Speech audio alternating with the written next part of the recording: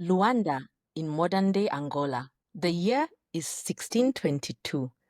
The air is thick with tension and the scent of gunpowder. In the grand hall of the Portuguese governor's fortress, all eyes turn as a regal African woman steps through the doorway. Her gaze steady, her spine straight, her presence undeniable. She's here, whispers a Portuguese officer. She is Nzinga, Princess of Ndongo, sent to negotiate peace. But the governor, seated high on a dais, offers her no chair, only a rug on the floor, as if she were a messenger, not a sovereign. Nzinga does not flinch. With a flick of her fingers, one of her attendants lowers himself, forming a human chair with his back. She sits proud and composed, now eye level with the governor. You have courage, princess. I bring more than courage. I bring terms, and you will do well to listen. The moment would become legend, but it was only the beginning. Nzinga would go on to rule not just one, but two kingdoms, Ndongo and Matamba, leading decades of fierce resistance against Portuguese colonization and the transatlantic slave trade. She transformed her kingdom into a refuge for escaped slaves, built a formidable army, and even forged powerful alliances with the Dutch to outmaneuver European forces. In a time when women were rarely seen as rulers, Nzinga not only claimed power, she held it. As a warrior, a strategist, and a sovereign, she refused to kneel to any empire. Welcome to the Griot's Path, the podcast where we hear the voices and stories of the guardians of memory. I'm your host, Kimeria, and in each episode, we journey alongside artists, historians, cultural custodians, and storytellers across Africa and the African diaspora, those preserving and sharing our history. Today, I'm honored to be speaking with Muthoni Garland.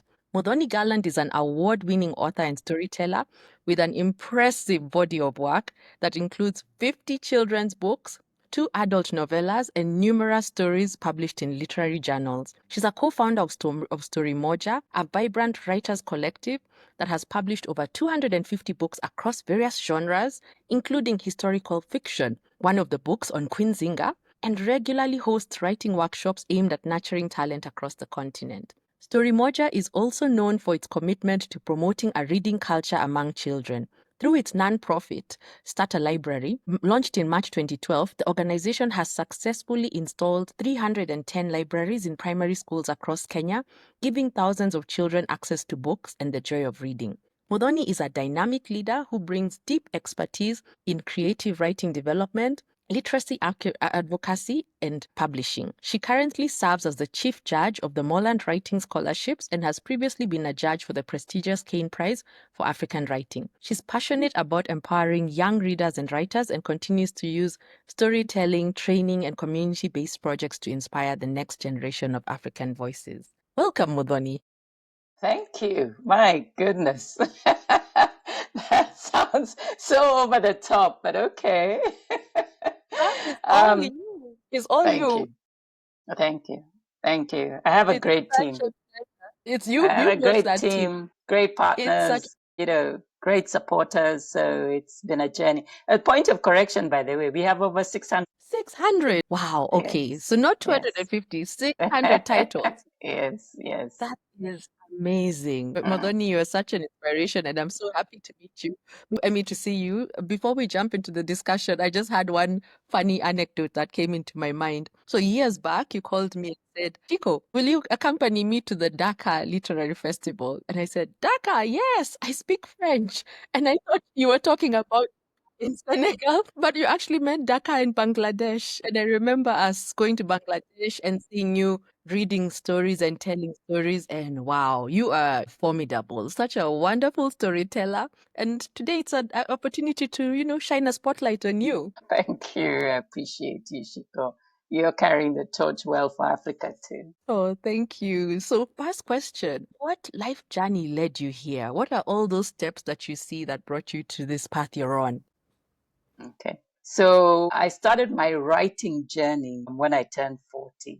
I'd been in the corporate world, marketing and market research specifically. And I was just getting, to that stage in life in your 40s where, I don't know, they call it a midlife crisis or whatever, feeling a bit directionless. Like I knew this is not what I want to do, but I didn't know, what next. And you get very comfortable in the corporate world, but but there's something that sings in your soul and it tells you when something's not quite your fit. And then we ended up living in Egypt. My husband was posted to work in Egypt on a 4-year contract. And I thought, why don't I just take that time to reconnect with myself? So I was lucky enough to have that privilege, lived in Egypt. But when you're used to working, it's very hard to just suddenly stop. So what happened is after the first 2-3 weeks of the romance of being a housewife, it became very boring. And I thought, okay, I've always loved writing, and I used to write, journaling to myself, poetry, very bad poetry, by the way, that roses are red variety, right through from when I was a teenager. And I thought, why don't I take online classes? I had just received that Christmas my first computer laptop, and I thought, why don't I try and find online classes? So I joined a community at that time called Zoetrope. I don't know if I'm pronouncing it right.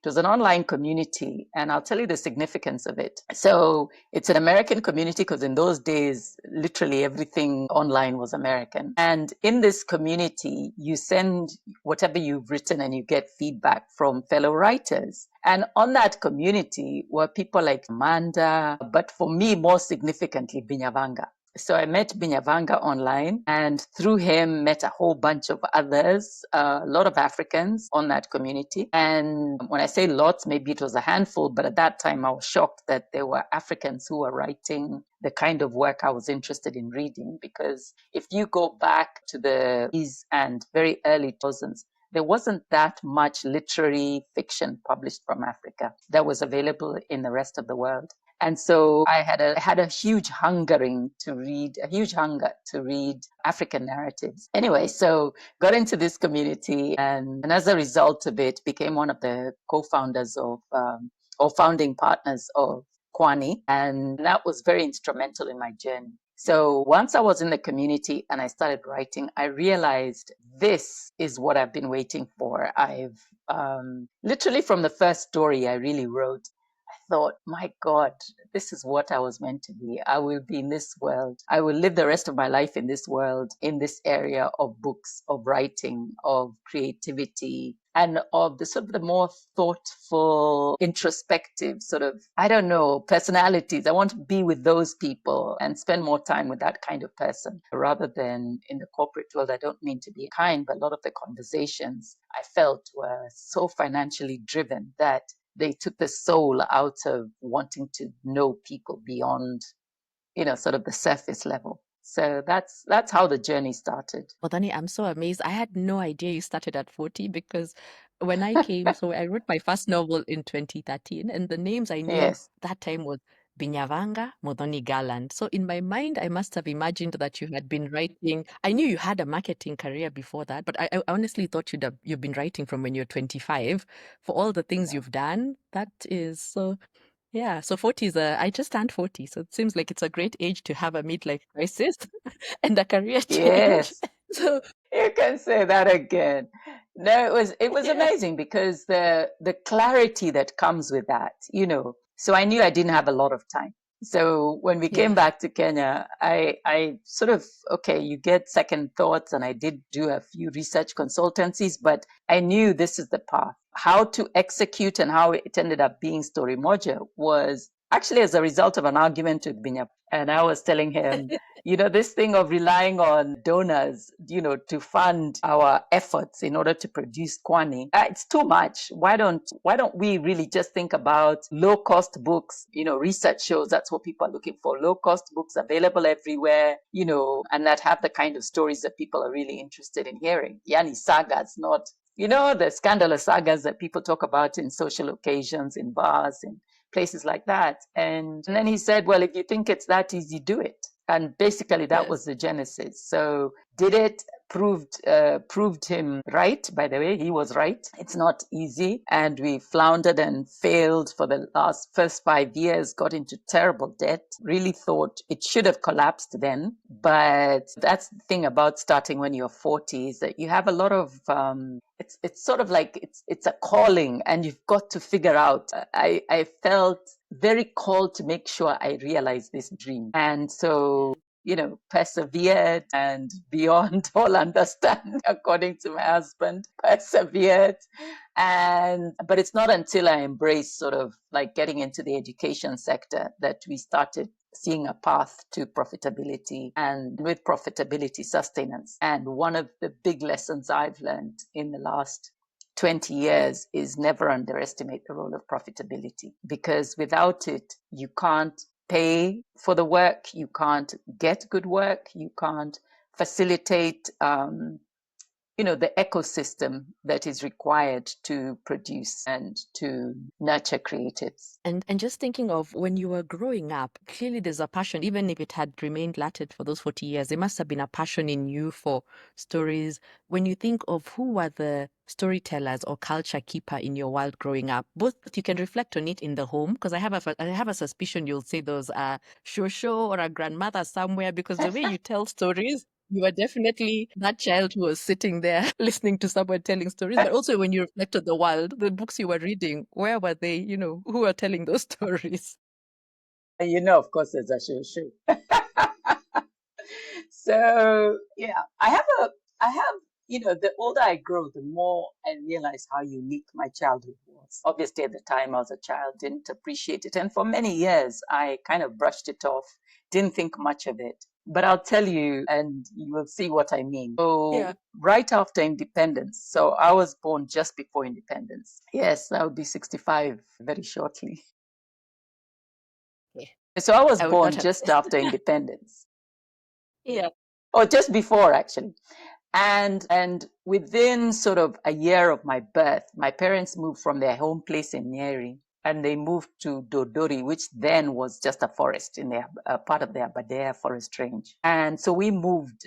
We were the fourth family to move into the area. It was a new settlement scheme because my parents had been involved with the Mau Mau and all that, and consequently lost land and all that. Anyway, so we moved into this new settlement area, and I was privileged in that my family had a lot of land, but there was nothing there. There were no children, there was no schools, no infrastructure, no roads. The famous story about roads in Nyandarua, that literally there were no roads until Kibaki. There was nothing.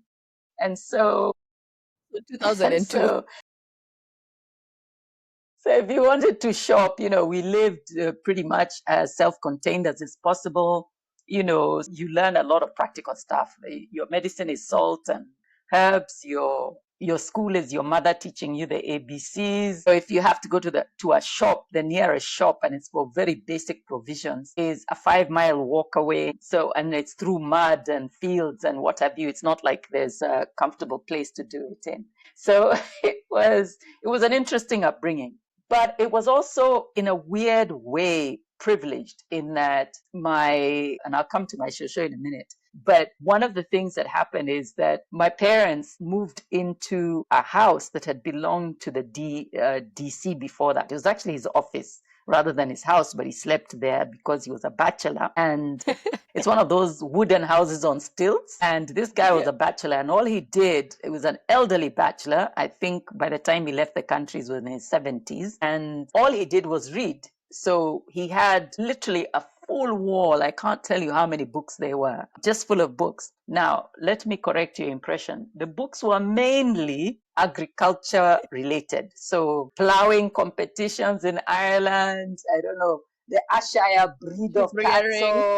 cattle, sheep rearing, sheep shearing. It was that kind of thing.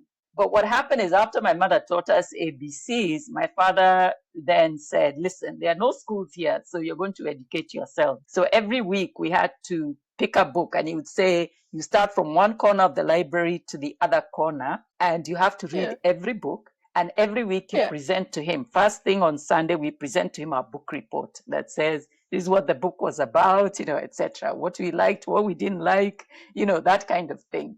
rudimentary, Yeah. but it worked. Yeah. Very, you learn little things like it's very hard to cheat him. It was very hard to cheat him that you've read something that you haven't read. And at that time, I used to be just like, oh my God, he's got superpowers. How does he know? Right? And then, but now as an Yeah. adult, I can figure it out. You can read the contents page, etc. Anyway, Yeah. so we did that for years, and then after that, I also went to a fairly privileged school for my first year of education, boarding school, because, like I said, there were no schools in the area, so no Yeah. schools within sort of like a. In fact, the nearest schools were in Nakuru, which was 25 miles, which isn't that far, but there were no roads, so it was quite an That's adventure far to get to without a school road. when. Yes, it was just mud. It was a mud pit that you had to get through. So anyway, so coming back to my show. So let me tell you about my Yeah. show. So going back to the Yes. 60s, no Yeah. television, no radio. Well, we had radio, but it was politics and a bit of mambo mbotela and, etc. We Yeah. had no movies, no entertainment. There was nothing. There were not even children to play with. So Yeah. to me, my grandmother, so my father bought my grandparents a farm next to ours, and my grandfather moved with one of his wives to live there. And she became my everything, like my television, my entertainment, my studio, she was just the most extraordinary storyteller I think that has ever lived, right? Okay, maybe that's not true, but in my world at that time, yeah. And so every day, and my parents, they made us work, whether they didn't believe in this privilege maneno. They're like, you work. So we're out with the workers in the morning. You come back when it's, like on a Saturday or whatever, and during holidays, you work full day like everybody. And then after work, we couldn't wait, literally, you just basically run across to my grandmother's, and it was about maybe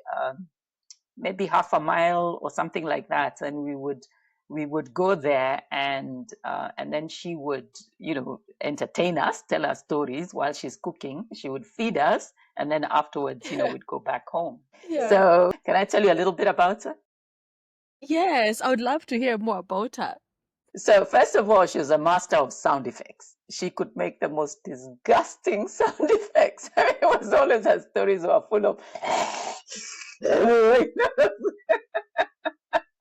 just ridiculous sound effects, right? I mean, really, she was a character. And then the other thing is her stories. She always started, and this became a motto that, to my mind, is the most resonant thing that has kept echoing through my life. But anyway, she'd always, if you met her, the first thing she'd tell you is, don't step on the tail of a leopard. Oh, I And like she that. would make you repeat this, don't step on the tail of a leopard. And it was Yeah. it was consumed her. So she loved leopard stories, and there are many leopard stories, and I won't go into that. But so what would happen is, when we were coming from the farm, remember, we were on a farm that was basically trees, although my father did a Yeah. good job of cutting them down, which now, you have mixed feelings about. But anyway, at that time, when we were crossing with my sister, you can imagine, after work, it's maybe 4 o'clock. The sun is still shining, so the light is dappling through the trees, and you can see the shadows, and you can imagine the shadows of branches kind of look like tails. And so we would be there dancing, sort of hopscotching, hop leaping over what looked like tails. And then we'd get to my grandmother's, and she would say, don't step on the tail of a leopard. And we'd, dutifully tell her, we have not stepped on the tail of a leopard. And then she would launch into her stories, full of sound Yeah. effects and sound and fury. And she loved ogre stories and horror stories and stories where really strange things happen, right? Often stuff that she doesn't quite finish, and then she'll tell you, what do you learn from that? So I'm very Yeah. interested. I found, consequently, I'm very interested in call response stories, but also stories that don't, where the reader or the listener makes up the ending based on what takeout they want to inform the world about, like the ramification or the consequences that they want to talk to the world about. Anyway, so she would tell us a So, story. uh-huh. Then she would say, and then she would, cook, and we would leave. We'd eat and Yeah. leave. And on the way back, Yeah. you can imagine it's now 6:30 and the light has gone. So you can't see the shadows of where the tails, and you've told the show you are not going to step on the tail of a leopard. And so Oh my God, don't tell me you stepped on the tail of a leopard. Don't tell me there was a leopard on your farm. we were, let me tell you, we put our heads up. We're terrified. We're first terrified by the story she's told. And then we're terrified of stepping on the tail of a leopard. And so what we would do is we would put our heads up and we would scream all the way home. We just run screaming all the way home. And you can imagine how high that makes your adrenaline run. You're like, oh. Anyway, we loved it. We loved it. Went, kept going back for more. So that That was my is show. And she's been very influential in my storytelling life and in life in that general. is so beautiful. I guessed it from the way you tell stories. The way you tell stories, I could picture you sitting by the fireplace. I don't know, someone telling you all these amazing stories. Even how you've described the journey, it sounds that journey to your grandma's house. It sounds like Little Red Riding Hood, the Dondori version. You're passing this forward. Oh, oh, so, yeah. Oh, to wonderful stories. And switching gears, Yeah. what does history mean to you? Well, history to me is it's a good question because I think a lot about this because as you know, in recent years we've been working on developing a young adult historical fiction series. And so we started off really trying to define what we thought history meant. And it was interesting that most people around the table defined history as, sort of the facts of the past, like the things that happened in the past. But I think we finally came, or at least I came to a conclusion. History, yes, is based on what happened in the past, but history is the narrative. History is what we make of what we think happened. We're not, because like everything else, whether it's the Bible, whether it's any book, or even what's happening right now, there's what happened, the facts of what happened, then there's the interpretations and who frames those interpretations. So to me, history is the narrative of the stories of what happened in the past. It is evolving. It depends on the teller as much. So you could have the same facts, but different tellers have different perspectives about it and different purposes as to why they're sharing that history, and different levels of power in how it is heard and how they ensure that Yes, it is heard. exactly. And how do you think it has shaped you as a person? Maybe the history you had about, and then, as you grew up, discovering different types of, because as you said, it's someone's interpretation of the facts or of what happened. And many times history has been told from, certain perspectives. So how do you think it's shaped you as a person and continues to shape you as you learn more? Well, it's kind of interesting. So to think about, sort of like how our personal history is shaped. So you could look at it as personal history from this is what I learned from my parents, from my grandparents, from the people that have influenced my life, from schools, from the schools I've attended, the background I've had in terms of social class, in terms of or privilege. This is what I've learned from interactions in the different spaces that I've been in. I suppose all those things inform my history, my personal history. What I have found is that it has helped as I've grown older. I have become clearer about who I want to be or how I want to be understood, or not even understood. Actually, not understood is not right. How I want the impact that I hope to make in the world. There are bits and the history that has helped me come to that realization. I would say specifically, it's things like influence from my father, who was very involved in community, very responsible because he was the only educated one amongst very many siblings. At the time he died, he had over 30 siblings. And so, because it was my grandfather had many wives. And so, and you can imagine, so he died in his 60s and there were over 30 still remaining and others had died. And then there were, yes, and those are the ones I know. And then they've got children, wives, partners, whatever. So the family is very big. Grandchildren. Yeah. Yes, grandchildren, great grandchildren now, because some of his wives were younger than my mother, so younger than me, etc. So That's yes, hilarious. so where was I? So I was saying, like, so my father had a great sense of responsibility, and in our house when I was growing up, we did not own a single sufuria that was smaller than, I don't even know how to describe it. It was like a football field of sufurias. You should be able to sit in it. Of course, we could sit in a sufuria. What do you mean? Two people, three people could sit in our sufurias. What do you mean? And it's only three kids. And so, literally, there's no meal we ever cooked. You know, the concept of nuclear family did not exist because we were so isolated. And my father had a government job that involved a lot of people coming to ask for his assistance. What would happen is every day there are children dumped in our beds. You've got no idea who you sleep with, who you'll wake up with, who is peeing on you. The place is freezing cold. Those days it used to be very cold, you know. So when somebody pees on you, oh my God, I can't You'll be tell you shaking one of all the night. greatest dreams. I know one of my dreams, and I realized it. I was like, I'm going to have a big house, and every room will have a key and nobody can come in without permission. The big house is so that you guys can have your thing there and me, I'll still have my privacy here, you know, that kind of thing. Anyway, so the history that has shaped me, I think my father was very influential in that sense, that he had a great sense of needing to give back to society. He had lucked out in his education and ended up in Cambridge, but pure luck because my grandfather was very, very poor. And it's just one of those, you know, weird things that happen in life. And you just keep saying, but by the grace of God, you know, there go I. Yeah. So Yeah. my father, I'd say, would be the biggest, you know, sort of influence in that sense. But then I've had Binyavanga, I credit a lot for influence, not just in terms of writing, but in terms of seeing people really wanting to delve more deeply into people and into how society functions and into sort of thinking about the things that people are creating barriers around and about what stories choose to be told or not told and why.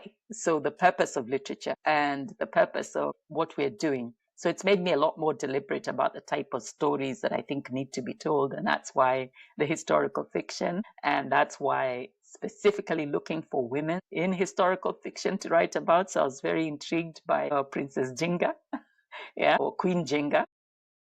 When Yes. we, because one of our very first books, I think our fourth, is it the fourth, the third book in our series is Princess Jinga. So very Yes. intrigued by especially women in history and how they're underrepresented and what have you. And then there've been other influences. So the fact of my exposure to the world, again, coming from a place of privilege that I've traveled a lot, I have met the most incredible people, especially when we're running the festival, met so many incredible people. And they've informed a little bit about my worldview, a little bit more about the centering of the need to center Africans and African lens in the work that we do and push that agenda to the world because the world keeps Yeah. pushing the opposite agenda on us. Yeah. So it's been interesting, an interesting That's journey amazing. that's been informed by, and you know, the schools I've attended, the friends I've made, etc. All that, everybody's had a part in shaping me. But I'd say those would be the three biggest influences in terms of what I'm doing. And I'll jump on that a bit more. When you think about stories that have shaped you, or experiences, or memories, so it could be maybe you'll tell us one of the stories from your show. Maybe another thing might be a conversation you had with someone who attended the festival. But what are those moments that you feel will stick with you for life, or those stories that will just stay with you? And feel free to tell as many as you want.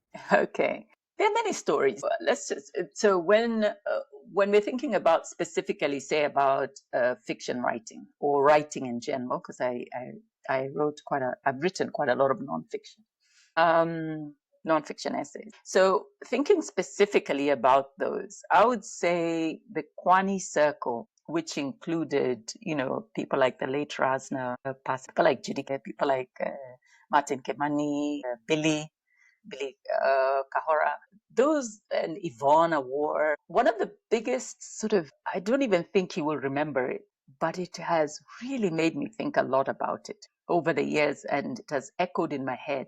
I think it was Martin Kemani who told me once that we were having a conversation about who do you write for. And at that time, it had been very hot that so many African writers seemed to write for the Western publishing market, right? And we'd had this discussion over and over. And because if you're writing for the African, sort of the Western market, then you're forced to explain things that you wouldn't otherwise explain to an African. You say, if you write ugali, then you feel I must put in that it is maize meal pounded, like so. Exactly. Yes. And Martin Kimani said, actually, the people that I write for, and I think we should be writing for, are this circle. If this circle, who are all truth tellers, they will call you out, so you write with us in mind, right? We're going to be tough on you, but you're international enough to know that sometimes you do need to add something small to make it clearer, but you have to do it in such a clever way that it's within context. It's not something that makes you sound like a foreigner explaining Africa to somebody. Then there was a lot of clarity that came from that realization that who I'm writing for is actually a very small group. And if I can write with those people in mind, then the writing will be truer. It will still take all my intellectual abilities to make convincing and creative. It will still take all my creative abilities to keep it still interesting, even, still gripping, even as I try and tackle some of the issues that can come from writing to an African audience, but hoping that it'll be read wider than that. So I'd say that was a conversation that has always echoed in my head. Yeah. I love that because even when we reflect on books we read as an adult, I mean, sometimes you look at those books with a different lens of, as a Black person, if I was in this book, maybe the only context I would be the maid or the slave. But somehow when you're a child, you read those books and you could still get lost in them. So it makes me realize like we feel like we need to over explain our books, but we read books which even now when you think about it, we should not have been able to relate to, but good storytelling makes it so compelling that the problematic aspects you'll only realize maybe when you're older and you're more discerning. But when you're reading those books, you'll never, I wonder, okay, what's a blood sausage? They never explained what a blood sausage is, but it's food. I know. Mince pies. I used to think mince pies have got mince meat in them, Wait, they don't? I don't even know. They have raisins and stuff like that. That's what they mean. Yeah, it's a sweet dish. Wow. So, on the one level, I get that many of us who grew up at a time when the books available to us were the Enid Blytons and what have you. That's what we read. And they have not harmed us in terms of it's important, I think, to read the world, but they have harmed us in a different kind of way, which was that we centered a certain type of Western privilege or way of thinking. We saw the world through a more Western lens than we might have. It's a hard thing because we don't know the opportunity cost. What if at that time we had read African narratives that were as gripping, as widely available, as popular?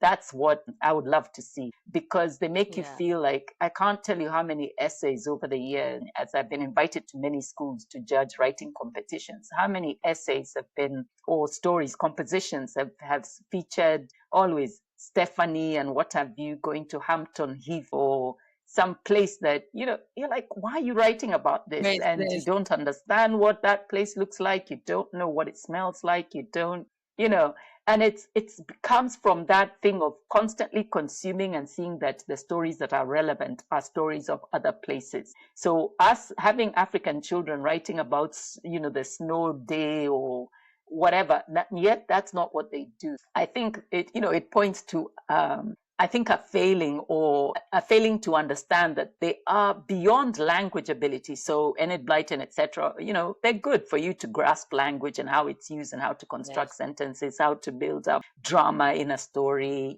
etc. But I think they cause harm in a different way that is harder to explain until you grow up and then you realize where the gaps were. So I see myself sometimes, I say, the reason that I am able to see it is not just because I read it, but because it's a yearning on my part to have experienced the other. I wish I had read ours, because then it would have informed certain things. So let me give you an example. I used to read, when I was in primary school, for whatever reason, I fell in love with Mills and Boon. And I read We all probably did. We all did.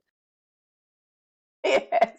So I can remember in standard 6, standard 7, I probably read 100 Mills and Boons, if not more. I mean, Yeah. I was insane about them because you could buy them for a few cents, secondhand. Yeah. And we just moved to Nairobi and I discovered the secondhand market that I think still exists. Or they sell books on the street. It was on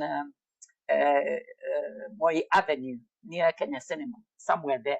Anyway, so, and as a consequence, I blame it for my understanding of what love is, my idea of love. And it's not just, I don't mean it just in a funny sense, because I feel many people of my generation were misled to think that love is this, tall, dark, handsome man who at first you spark off negatively and then you somehow touch and then the magic happens and then he must be the one and he's quite cruel all the way and you do the running. And I don't know. It's just that kind of narrative. And I feel like it caused a lot of harm because it meant a lot of women didn't really interrogate their What potential is partners this? in ways that were more realistic and more in Yeah. keeping with what might have happened if they had used more traditional thinking to inform their decision about marriage partners or long-term partners. Yes.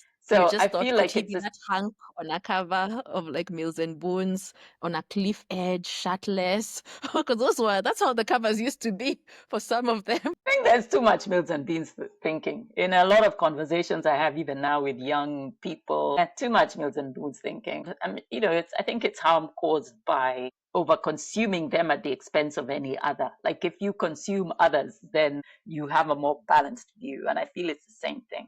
But there's also a Yes. different type of harm that comes from because, like, for instance, now if I want to get a book into a school, I have to get it approved by KICD. So a Kenyan Yes. book will be scrutinized. Now, whether or not I agree with every decision KICD make, I do respect the fact that they pay attention. So they pay Yeah. attention to not just the words, but the moral learning within the book, right?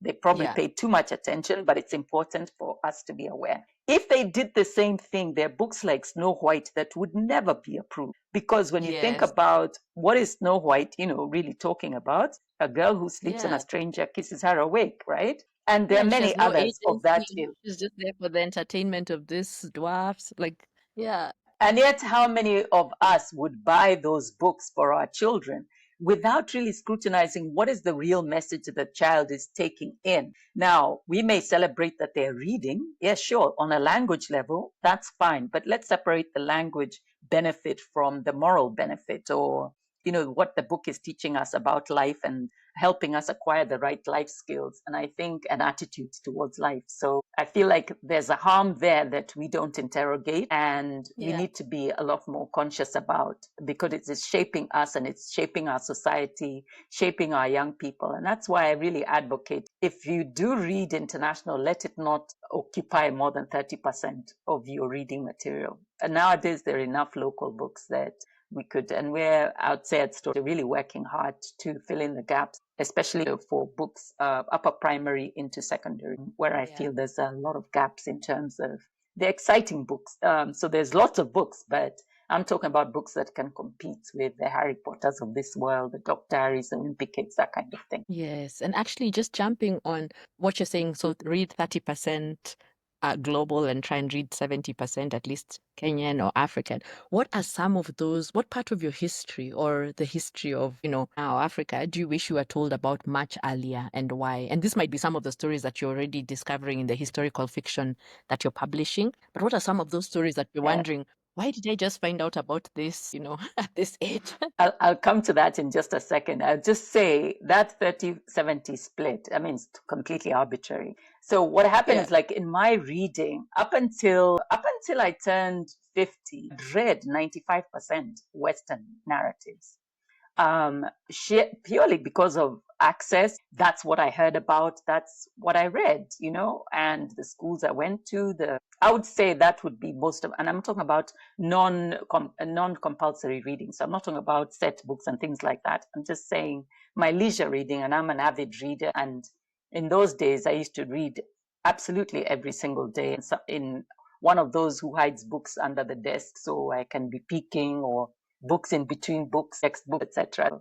very avid reader. And I would say 95% of what I read was Western. So everything from Harold Robbins to, Tom Brown to, it didn't matter. I was like, if it's there, I will read it, right? If it's a thriller, it's whatever. And then got into literary fiction in a big way. And that's what I read. However, my father loved to read. The first African book I ever read was Son of a Woman. And Son of a Woman, I can remember being absolutely I don't know if you've read it, but it's I don't gobsmacking, think right? I have. In what way?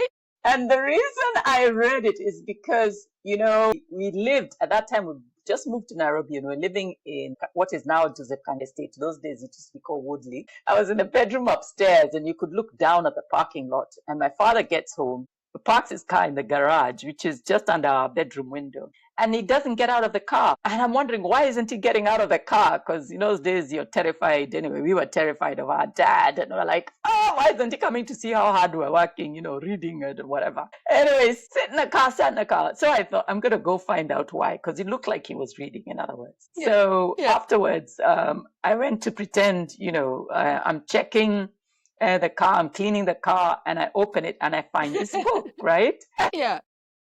And I was determined to read it. So literally took a torch and all night I read that book and finished it so I could put it back in his car before. And I was absolutely gobsmacked by that book. It's the first time I ever, I recognize it. And if you read it, you recognize a certain Kenya of that period. It felt so real and visceral to me. Like I finally understood some things like about my father's generation, those people that came and all the hopes of the independent Kenya were resting on their heads, and they're modern but don't really fit in because so much of society is not, the society that they're living in is not. I understood. I can't tell you how much I value that book because it really opened my eye and made me curious in a way, funnily enough, that Gugiwathia's books at that time, River Between, etc., which were set books, didn't. I felt more alienated from them. Maybe because this was a more urban narrative, a more middle class narrative. I just felt I really get it and really appreciated it. So No, now I I'll want come to back read to your Son of a story. Woman. Oh, please read Son of a Woman. Son of a Woman. And funnily enough, in those days, we complain about the reading culture, but there's a step that missed. So going back to the 70s, the best-selling books, so books like that After very naughty book, 4:30. After 4:30, that one, Yeah. and Unfit for Human Consumption and all those. Ilu's little series. They did very well. I can remember them selling 10, 20,000 copies back in the Tens of 70s. thousands of We copies. don't get that. You don't get that now. You just don't get that. It just doesn't really happen now. So unless you're a celebrity or what have you. But after my life of crime, that there just is, the reading culture didn't grow. So there's a step that was missed somewhere, that I don't know, maybe we have to recapture. And I think it's the lack of books that cause real excitement, like those did. Nowadays, I doubt if After 40 would make a splash because people can get pornography online. But it's being at that republished. time, it was It's amazing. being republished this weekend. This coming weekend, it has a big splash. It's a new version. It is, but that's for nostalgia lovers. I think those who read it, will say, There'll be gosh, people who maybe knew it. Yeah, but there were some extraordinary books that, of that. And when I read the African Writers series like Kamarale, I just, oh my God, there's so many good literature. So what happened is when I turned my 50th birthday party, I decided, not party, I don't celebrate parties, but my 50th birthday, I decided from now on, I'm going to read 90% African to try and make up for all the years that I haven't read. Of just reading from the West. And so, and I had just joined an African book club a few years before that, which is still going. So now it's in its 25th year, and we read only African books. So a different book every month from a different country in Africa. But that's part of an ongoing sort of commitment that I really want to understand Africa and what the concerns and the stories of Africa. So that's how I've tried to keep to that pledge. And now I've forgotten the question you really asked me, my asidus. It was what part of your history, what part of our history do you wish you had known about earlier? By our, I mean, it could be Kikuyu, it could be Kenyan, it could be African, it could be Black. It could be women.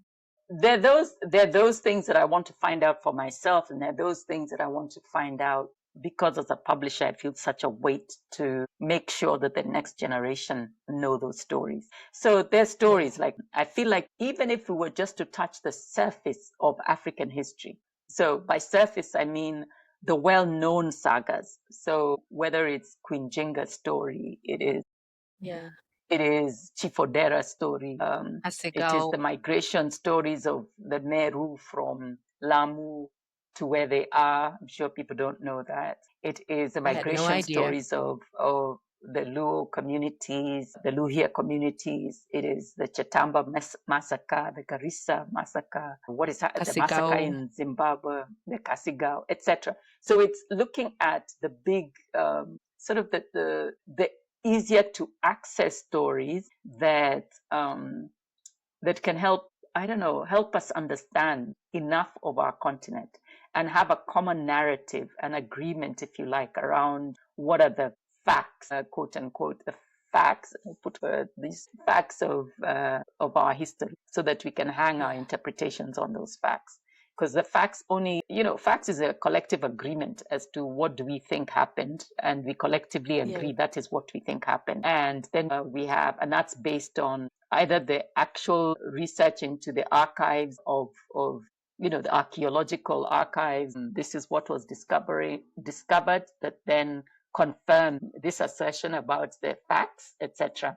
And then you have the next Yeah. layer, of course, which is what I call history, which is the interpretation of those facts.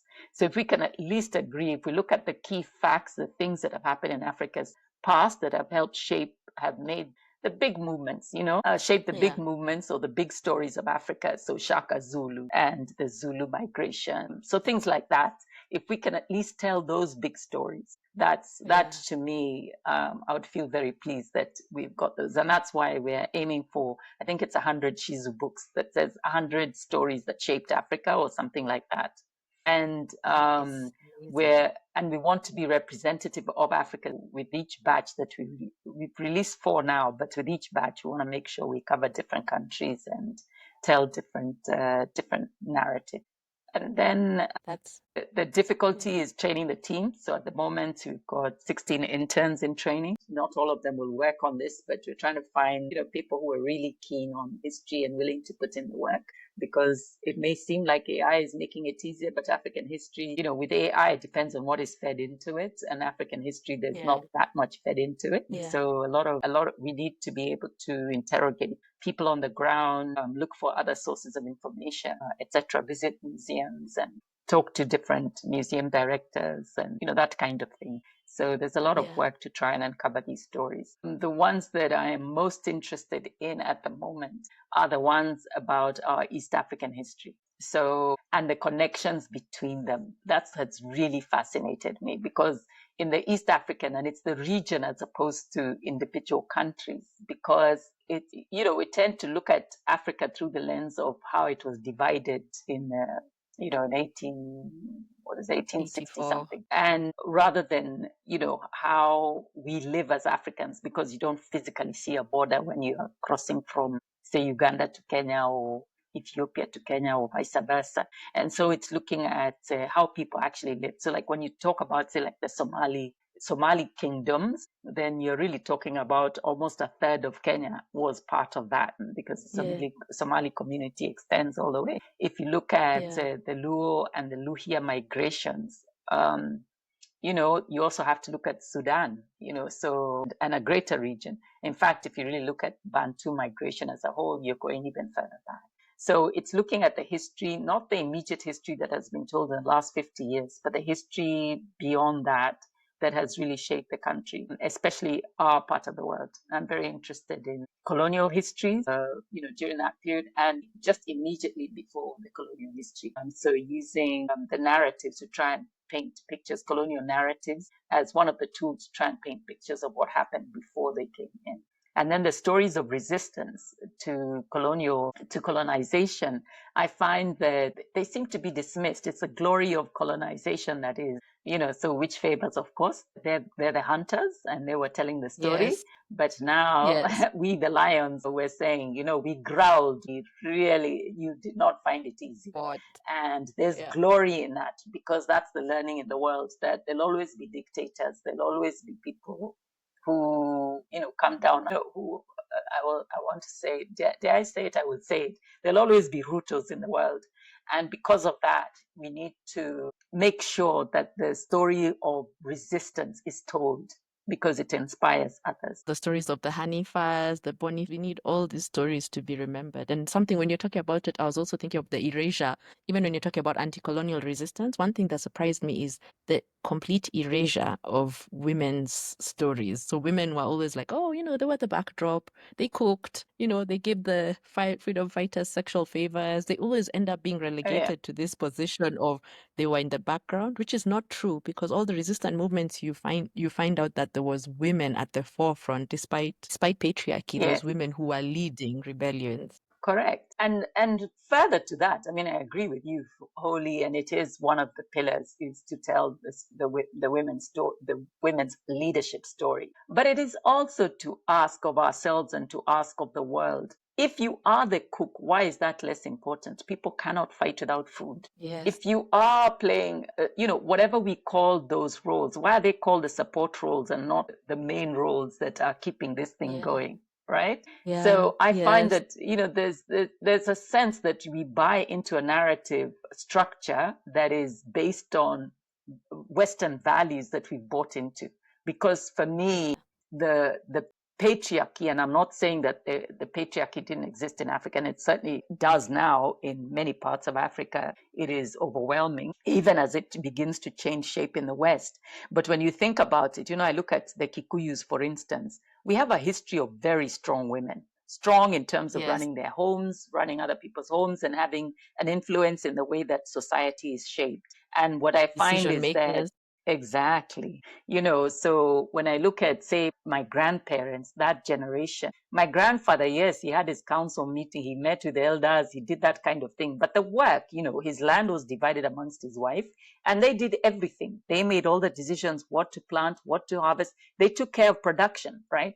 So they were like factory managers or CEOs of who actually produced the money, that educated, that took care of medical. They, in fact, were the real leaders, So I feel like but the way that we talk about it, we sound apologetic when we say, they just supported the man to do, and maybe that's because of the biblical perspective that says the woman must be the neck and, and all that. But I feel like it does us no service. It denigrates what we do to make it sound like it's not an important role.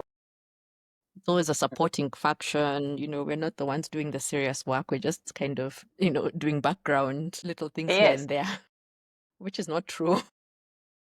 It's not only not true because there were women leaders, but it's also not true in a sense. My point is that those so-called support roles are actually leadership roles. Yes, yes. And in it's many so damaging cases. because, and it's so damaging because if we see ourselves in that way, what are we telling women of this generation if we erase them from history? And it's making me think, I loved Muthoni Likimani's book, which was celebrating, I don't remember, it was called Passcode something, and was celebrating women during the Maumere Revolution. And I loved, she even had a whole chapter that was about, it was about the sex workers. So it was about prostitutes at the time. And I loved that she didn't even just push them in the background. She said all the work they did, how they were spies, how they did this, how they hit people. I loved it because it's very rare you hear like a prostitute being talked about in a positive way. But these were amazing women who did a hard job and were using it to serve the resistance, colonial resistance. So I wish we can get more stories like that and hear them. And I mean, extraordinary stories. It's extraordinary, that book.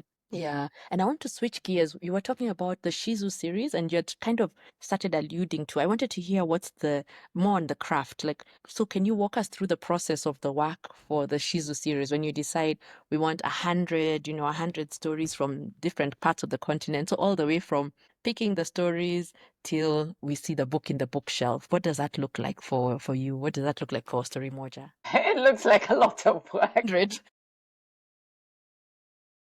It's been, I mean, to get the first 4 books has taken us like 4 years. So it's a lot of work. So, but hopefully, the pipeline will speed up. So the first thing we did is to crack the concept, and we tried different ways, different approaches. In the end, we tried direct narratives where we just talk about the past, we go into the past and we say this is what happened. Then in the end, we decided, no, what we're going to do is, in order to connect with children, is have the children time travel to the past and then tell it through their lens. So the story, so one of the things that makes that complex is that you've got a historical hero. So we start by researching the historical hero or the historical legend, and we figure. So, like for instance, if you were to take Mumia's journey to the coast, you say, Mumia, this is what he went through. This is why he went through. These are the enemies on the road. These are the enemies he was fighting at home. This is how they played out, and we map that out, that story out.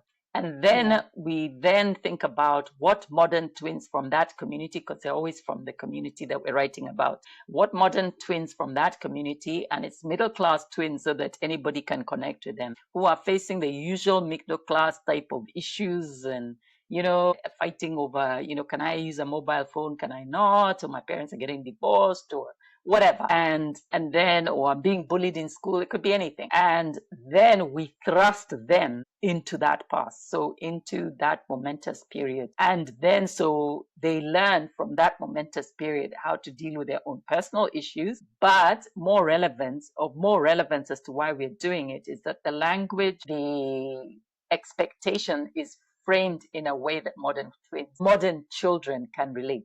So when a twin lands in the past and they're going, oh my God, how come my mobile phone is not working? It's not charging. Where's the signal? What's wrong with these people? Or how can you expect me to cook? The maid cooks at home. Why don't you guys cook? Then they're going through. So it becomes easier for modern kids to kind of, relate to the past. And when they relate and they're seeing these kids are in danger, they have to get out of it. So what's been difficult is, how do you do that and still stay as true as possible to the facts that we've been able to ascertain as to what happened in the past? Obviously, there's some interpretation because there are a lot of gaps in the history, and a huge part of the historical research, so trying to find Mumia's story, is interviewing people, looking at the archives, looking at what's available, like using AI, etc., trying to pull together a story that we believe, a narrative that we believe, and that does the things we want it to do, which is a different story. And then trying to see which twin with what kind of background would learn from that. If we say he had difficulty with relationships, short-tempered, then we want a kid who's short-tempered to go back there, experience it, and also, learn from that.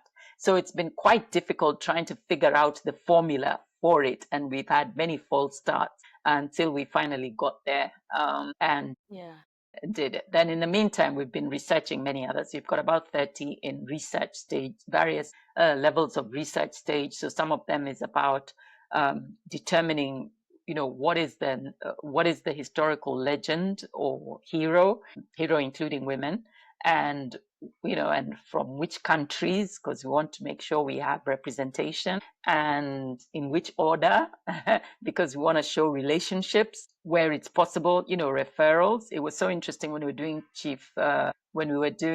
the Chief Odera story, when we were developing that story, then you realize, he has to go through Mumia territory and they're sworn enemies. But we're also, in the meantime, working on a Mumia story that also has its ramifications. We're working on Odera goes to Buganda, and we're doing the first Kabaka story, the founding of the first Kabaka. So there are relationships there that, we're also thinking about. So it's a lot of mapping and a lot of research to do to make it all kind of work. So we've got about 13 various levels of development, and we hope to build on, because obviously we have an advantage when you're in East Africa in terms of having more awareness of East African stories. But we think if the series takes on, then we'd like to do Southern America, Southern Africa, Southern and Western Africa, and then eventually Northern Africa as well, in more depth. So at the moment, we're just doing 1, 2, 3, but would like to do it in greater depth so we get a real picture of sort of an African past. Yeah. Wow, Muthoni, can I tell you just how much I love the fact that it's history reimagined? Because even in some of the stories you're saying, and one thing I've noticed as an African storyteller, someone who loves African stories, our stories are Yes, never static. So every story you yes, ever hear, if you tried to be so factual, someone will come and say those were not the right years. But the story has been given. Even when the stories I had of Sundiata Keita says Sundiata Keita didn't walk till he was 7. Sundiata Keita, then there was a time he became a lion. Other stories you'll hear this yes. person came from a rock, this person came from the river. And I love that creativity in our African. Even another example I can think of in Senegal, where I lived for 6 years, Yeah. there was a bridge between Dakar and Gorée that every time they tried to build it, it kept on collapsing. And I asked someone, "Oh, why does this happen?" And this Senegalese taxi driver told me without blinking, it's because the guardian spirit of Gorée doesn't like the guardian spirit of Dakar. They've been fighting since, I don't know, the 1700s. And I Yes. loved that. I love that you're allowing such ways of storytelling, because that is the African way. Even the way your grandma's story, your shosho stories never had the same ending. We need that type of creativity and that flexibility to continue even in as we reimagine our histories. It can't be fact by fact by fact, because that's not how we told stories. Stories could evolve, stories could have a new owner, stories could be reinterpreted. So I really love this. Yeah. No, I mean, you're right. And I think sort of underlying all of that is, I Yeah. think a question we often ask ourselves, like, what is the purpose? Like, why are we framing it in a certain way? We know the colonizers framed their stories based on presenting themselves as civilizers, as people Yes. who are bringing development, education, etc. And as a result, that Saviors. has informed our education system, because Yes. colonization, even today, is taught more like a list of pros and cons rather than the horror show that it really was. Yes. And then we know that, for instance, patriarchal societies have minimized women's roles. And that's to serve a purpose so that men can continue with their privileged status, both in terms of leadership, but also in terms of the roles they play in society. Who wouldn't want to be a man today in a home where the woman's doing 90% of the housework and also has to go and earn, you know? On Yes. top of, rather than dividing everything. We know that, victors in war, are the ones whose stories get told, right? As Chinua Achebe Yes. said, the lion story will always be, is always told from the perspective of the hunter, not the Hunter. lion. Yeah, and that's a valid concern. Now we want to turn Yeah. into the hunter, I guess. And so we want to frame our stories to serve our purposes. And our purposes could Yeah. be anything. It could be nation building. Yeah. So we look at how we can choose to tell the histories of the past that unite us as a people, especially across Yeah. Africa. There's some narratives that are true. The story of resistance is true across all societies. It Yes. is interesting to me, like the Mau Mau are framed as the ones who won independence in Kenya, which is not really true. It's not true. It's Yeah. one of many pillars that went into it. The colonial resistance started much earlier. In fact, the most overt resistance was the Nandi resistance, yeah, Yeah.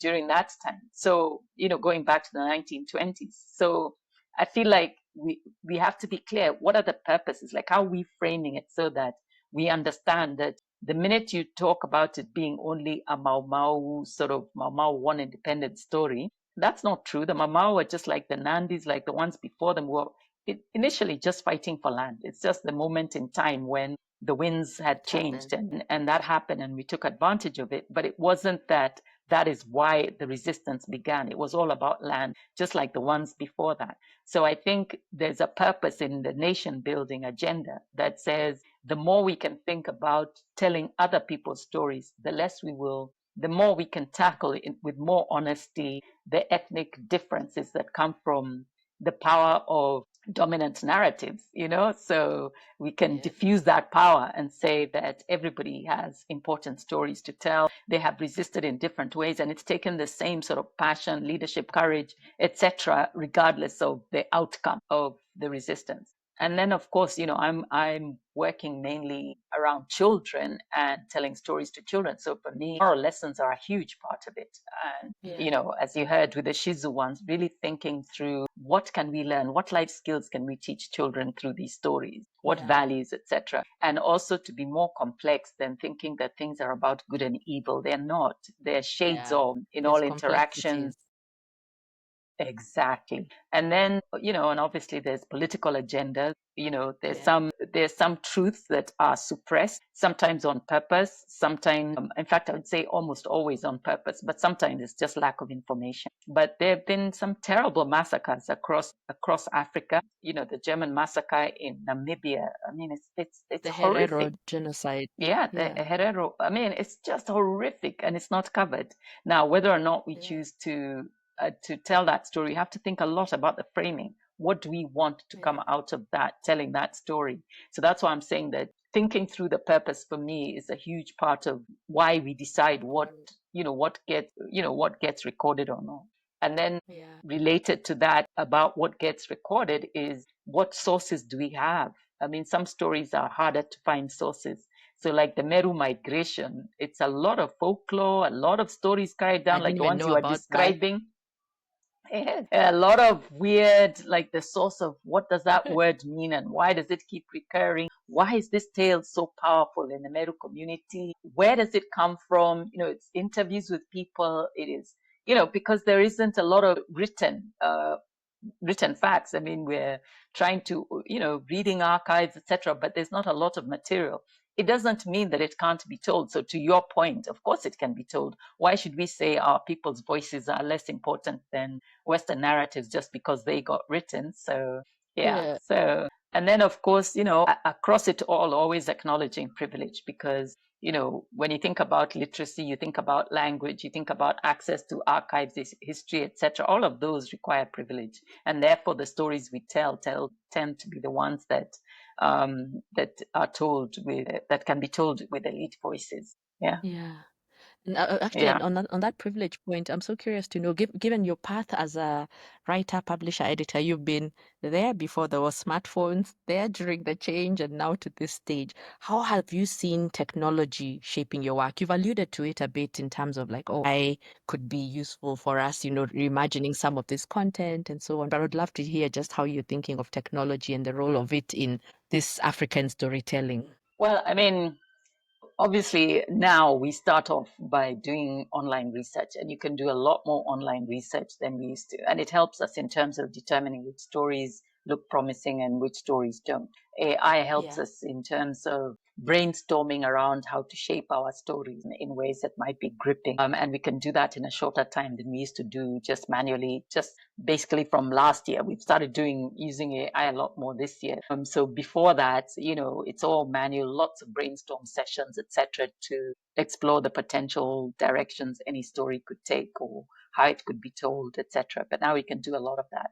But ultimately, what I find is that, especially our people, we like to see each other face to face. We like to feel we open up in a way that is only accessible if you meet someone. So there'll Yeah. always be that role of going to meet our sources, primary sources online and not online, online In and person. in person and in person. So sometimes mobile is the only way to do it because of accessibility issues and what have you. But wherever it's possible, then and financially feasible, then we like then. Yeah. Okay. And now we're just about to start winding down. I would love to hear some personal wisdom. So, do you ever feel the weight of being a cultural custodian? Every day. When you're thinking of 100 books, I'm sure sometimes you're thinking, maybe I should have stuck with marketing, or maybe I should have remained at Kwani. Maybe I should have listened to Binyang. Marketing, no, marketing never. I think that where it sits with me is more to do with, I don't know if you know this, but less than 5% of Kenyans are my age or older. So we are very rare, right? 5%. Yes, yes, yes. We're a very small segment of the population because Kenya is so young. And so Yes. literally every space I go into these days, I'm like the oldest, you know? Yeah. And so I feel the weight in a way like when I'm in the UK, I don't, because in the UK everything is geared for people my The age population is because I think older. we're the Yeah. majority, right? I Yeah. think more than 40% is my age or older in the UK. So it feels very different. You're having very adult conversations, you're getting fed, there's a lot more balance in the communication. Whereas Yeah. at home, I'm always feeling like I'm teaching, I'm leading conversations. I'm not complaining, but I do feel a lot of that weight. And then when it Yeah. comes to history, especially personal history, as in the history of Kenya and what I have seen in Kenya, we're few of us, who have not yet done a good enough job of painting what Kenya was so that there's a story of continuity. You alluded to that, which was kind of interesting when you talked about the role of prostitutes, and Muthoni Kimani's written quite a bit about that, but so have others. And they're interesting sort of people that really should be writing books about their, Kenya in the 1940s and 80s, what it was to live in Kenya then, outside of the Mau Mau, just what was happening in their day-to-day lives. What did that look like? So when I talk about Yeah. that, like for instance, my mother moved as a single woman to Nairobi in 1957. And in that time, it was very rare for single women to be in Nairobi. In fact, very rare for single women of any age to be outside of their community because the community is what guarded them. The community was their reference. So without it, you were like the worst punishment you could have in our communities was being banished. I mean, that was the worst punishment. It was worse than death. So you can imagine, Yeah. in a sense, you come into Nairobi, you're an alien. There's a lot of pressure to either have a relationship, a guardian. Yeah. So to have a relationship with someone, to have a guardian, to have whatever. So I'm very curious about how did they live? How did the women negotiate that life? So we've heard a few narratives, like if you read Al-Kad's book, where he talks about, he has a couple of stories about this, about women who lived in that time and how they negotiated, including one about just how important prostitution was as a source of income for women of a certain type of woman, because there weren't many avenues for women to make money. And so a lot of the big business women, if you like, that was their avenue. They were also played a huge role in terms of passing on messages during the colonial resistance, etc., gathering intelligence, etc. So I feel like there's a lot there that people who are living today should be sharing. Before we die off, we should be sharing those stories. So there's a lot of Yeah. weight, sort of tied to that responsibility. And then in the 60s, just painting what was life like, just a new country, new independence, a certain level of naivety about what this independence was before things started falling into place. And now when I talk to Gen Zs, they don't question themselves. We did all the time. We don't know, you're punished for speaking your language. We weren't taught Kiswahili. We were, it was just a whole other enterprise. Capturing that so that it can be framed within a long story, the journey to becoming who we are today, I think is important. And yes, the weight Yeah. falls very firmly on my head. And when you say that, my mom is 75 and she tells the Yes, most amazing stories. And some stories she tells yes, me, and I just wonder, you've lived through so much. Even when I remember my dad's stories, he talk about walking to school, how many kilometers, barefoot, wild animals. Then I was thinking, and now you live in Nairobi, you've flown on aeroplanes, your life has really, your trajectory, you've seen so much. You were born into a yeah, colony, now you're in a free country. I don't know. My mom talks about also in school the stone that would be given when you spoke your mother tongue. So when you spoke Kikuyu, you'd start the day with whoever speaks a Kikuyu word, you're given the stone. And then I think of the weight of that on them, and many people not wanting to teach their children their own languages because the shame associated with not speaking perfect English. I don't know. There's more than you have a lot of work. Your generation, it's our so much. generation, the next generation. We have so much to write about and so many stories to make sure end up in the encyclopedia of, the But world. honestly, that one, I mean, I want to challenge you to do it. I feel like there needs to be someone to drive a project that captures those stories, even if it's recording them. Just those Yeah. stories of what it was like to grow up in the 40s and 50s before that generation dies off. Yeah. because I feel like that primary research can only be done. We've got a relatively short window to get it done. At the moment in my life, I'm prioritizing, writing the historical fiction for children, and I don't really have the mind space to take on, such a big project. But I feel it is so urgent. It needs to be done. Yes, Chico. yes, and I hear you. I hear you. I'm feeling hoo hoo. And what do you want your legacy to be? I think it sounds like okay, there's a lot you're doing, but what do you want to be remembered for, 100 years down the line? What do you want people to say about Muthoni? I don't know. I just want my books, if you like, my writing or my thought to inspire children. Like there's a Yeah. child somewhere, and child of any age, so maybe as a grown up, to be able to say, I heard this and this thought came to me as a result of something you wrote. This impact, this part of my journey happened as a result of something that was written. This realization, this thing that I feel very blessed to know or to feel happened as a result of something I wrote. It doesn't have to be big. It doesn't have to be. It could just be that little moment. Like I think a lot about the impact of Binyavanga, who died way too young. But I mean, universally celebrated even now. And it's not just it's not just that he was an incredible personality and all that. It's the stuff he wrote really opened our eyes. I think about his autobiography a lot. I've read it several times, and talking about his sibling relationships at that time, and I think how I compare with mine, and thinking about how his relationship with his father and with his mother, and the fact of the exotic, to Kenyans, very exotic if you have a foreign mother, and his mother is Uganda, that has got its own, and it makes me, yeah, it made me laugh, like it was such an exotic thing, but I understood exactly what he means by it, and Yes. and the difficulty of how do you become yourself while your parents are still alive.